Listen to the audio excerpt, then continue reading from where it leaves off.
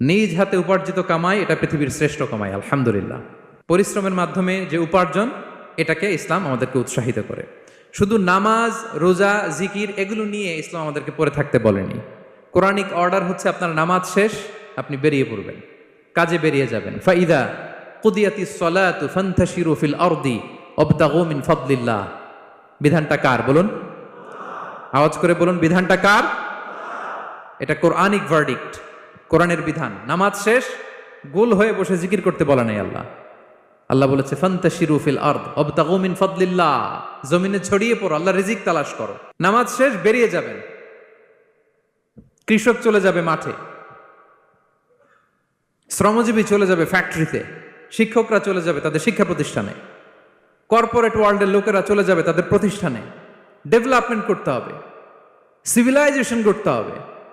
নামাজের পরে গোল হয়ে বসে থাকা চলবে